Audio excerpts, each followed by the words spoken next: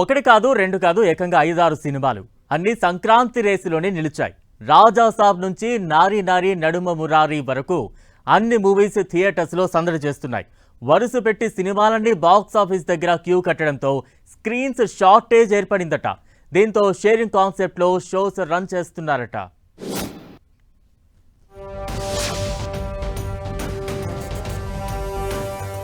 టాలీవుడ్ లో సంక్రాంతి రేసు ఆసక్తికరంగా మారింది. ఒకే ఫెస్టివల్ విండోలో 5-6 సినిమాలు రిలీజ్ అయ్యాయి. ప్రభాస్ ది రాజా సాబ్, చిరంజీవి మనశంకర వరప్రసాద్ గారు, రవితేజ భర్త మహాశయులకు విజ్ఞప్తి, శర్వానంద్ నారీ నారీ నడుమ మురారి, నవీన్ పొలిశెట్టి అనగనగా ఒక రాజు వంటి మూవీస్ వరుస పెట్టి విడుదలయ్యాయి. దీంతో థియేటర్లు అందుబాటులో లేకుండా పోయాయి. సింగిల్ స్క్రీన్ థియేటర్లైతే ఒకే సినిమాకు కమిట్ అయి సక్సెస్ టాక్ తెచ్చుకున్న మరో మూవీ షో వెయ్యలేక ఇబ్బంది పడుతున్నాయట.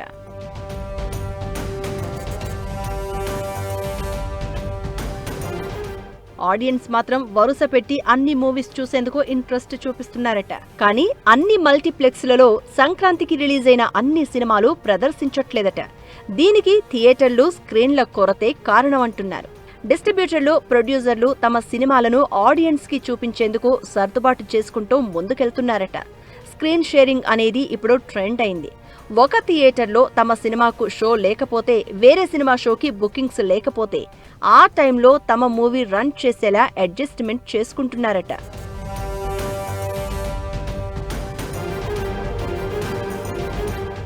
రెండు తెలుగు రాష్ట్రాల్లోనూ ఇదే సీన్ ఉందట.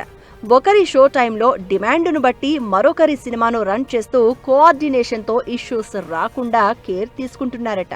అయితే ఒకేసారి అన్ని సినిమాలు వరుస పెట్టి రిలీజులు చేయడమే స్క్రీన్ల షార్టేజ్ కి రీజన్ అంటున్నారు.